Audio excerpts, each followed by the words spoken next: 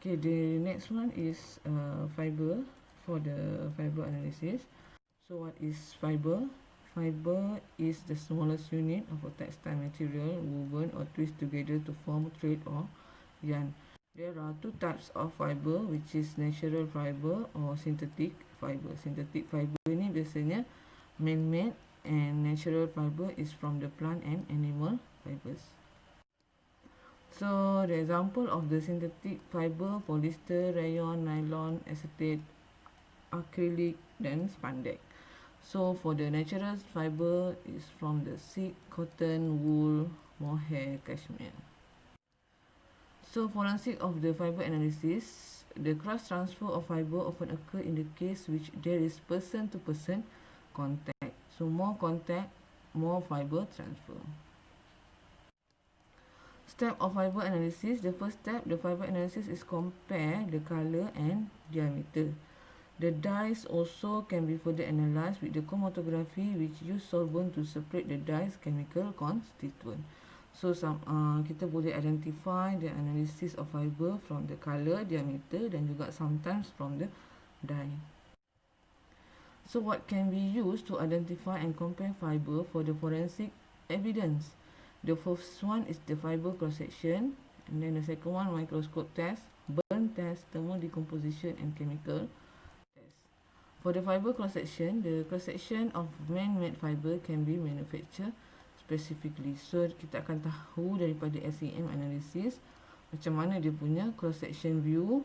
So daripada situ kita akan dapat tahulah dia punya manufacture specifikasi.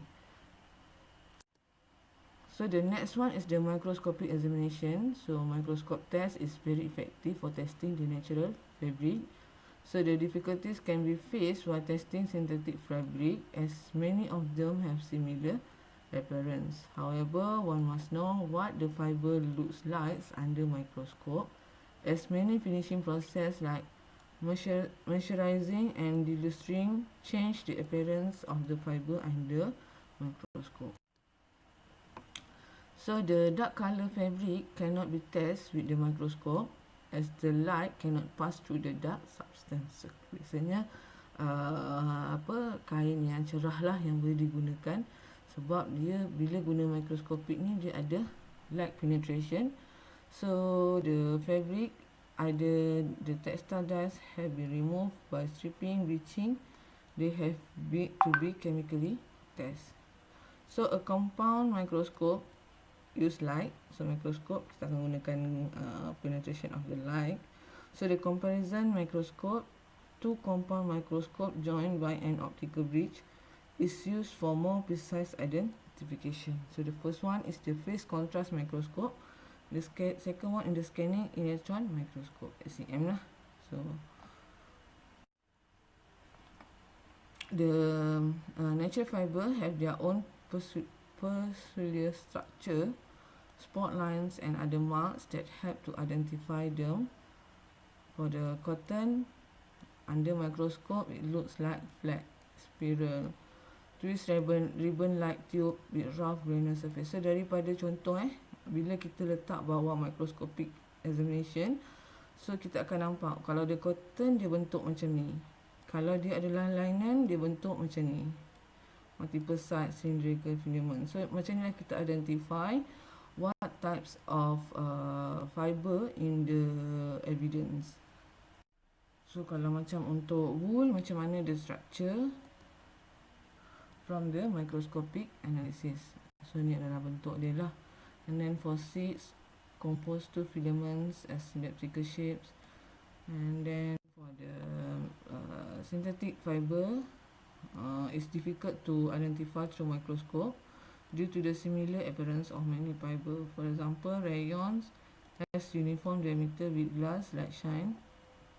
And then for the nylon, many variation of nylon fiber generally appear fine, round, smooth, and translucent. Sometimes has shiny appearance, it looks dull. Okay, so ni semua adalah contoh the types of fiber structure when we use microscopic examination. Okay, for spandex and glass. Okay, this is the example from the SEM analysis. Kita akan tahu macam mana bentuk structure tadi.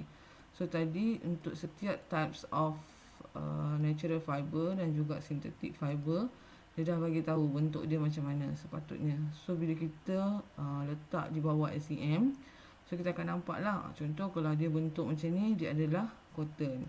Kalau dia bentuk macam ni, dia adalah flax. Ni contoh. Okay, the next one is the burn test. So burn test is the most accepted method for identify the true nature of any fabric. So this test is carried out to know whether the fabric is made up from the natural fiber or man-made fiber, ataupun daripada synthetic fiber ataupun blend from the natural and synthetic fiber. So most of fabric burn and they have to be extinguished. There are certain other fabric that does not burn even with flame held directly to it. There are other fabric that burn until there is nothing to burn. Okay, dibakar sampai dah tak boleh nak dibakar, tak ada benda nak dibakar. Okay, so this is the three situation when the burn test is do on the fabric, the fiber lah.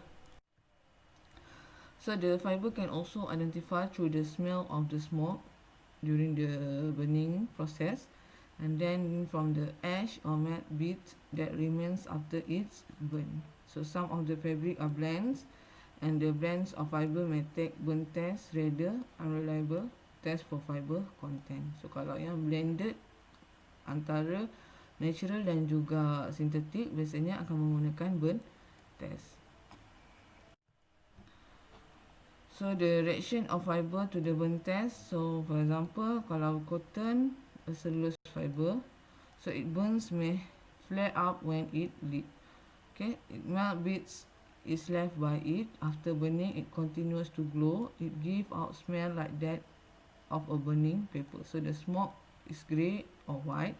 The ash is fine. The salt that can be easily crumbled. So bila cotton dilakukan burn test, so ni reaction yang berlaku. So bila dia kena pasti reaction ni berlaku, so dia akan identify. So this is the cotton fiber. So this is the hemp fiber. This is the linen fiber. Itu adalah cara yang digunakan untuk mengenal pasti what types of fibers presents in the evidence. Okay, this is for the rayon, silk, wool. Okay, then the fourth one is the thermal decomposition analysis. So thermal decomposition will know how a fiber breaks down when heated. So it returns to its monomer initial building block. So acetate from the acetic acid, litmus test will turn paper blue to red. Okay. For chemical test, kita ada stain method. So stain technique use acid and alkali on the different fabric to identify the fiber contents, and most of the fiber have two color reaction when treated with stain. So the stain will be diluted in the acetic acid and turn into the specific color. Basically the same fiber when stained with mild alkali like soda carbonate will turns into different color, again the specific to the fiber only. So the second one on the chemical test is the solvent method. Tadi menggunakan stain, acid or alkali, and the second one is the solvent method. So use the various solvent to distinguish one kind of fiber from another. So bila dia masukkan solvent, apa yang dissolve on the solvent, itulah dia punya types of fiber.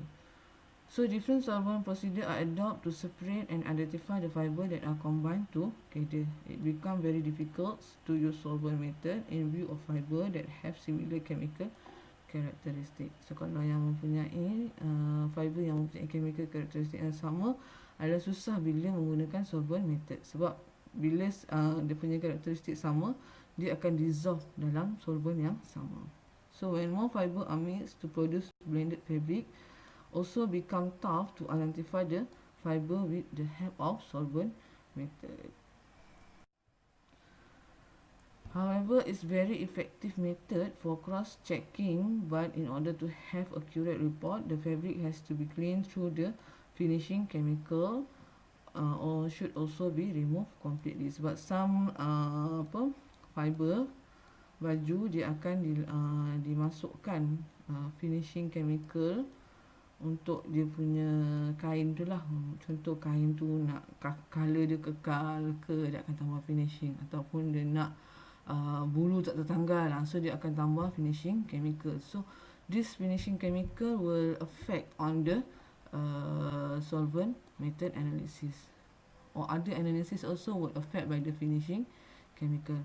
So the fabric has to be unraveled, yarns must have to be untwist, and the fiber have to be put in the solution as loose a condition as is possible. So kena asingkan dia lah, sebab kita nak tahu apa types of fiber dekat dalam kain tersebut.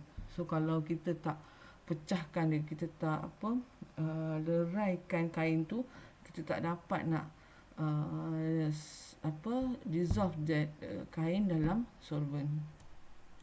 So for fiber forensic, the fiber will be gathered at the crime scene with the tweezer, tapes or a vacuum, and then the fiber can be used as a trace evidence due to the fiber transfer for the two bodies, and then the fiber are sent to the lab for the analysis using the different types of analysis. Depends on the suitability of the fabric or fiber as an evidence.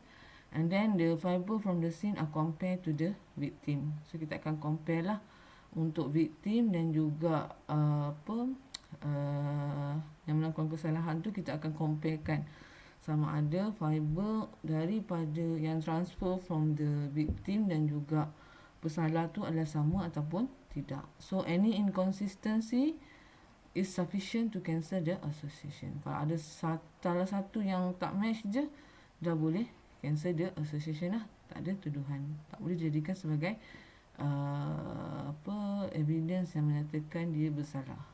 Okay, that's all from me. Thank you.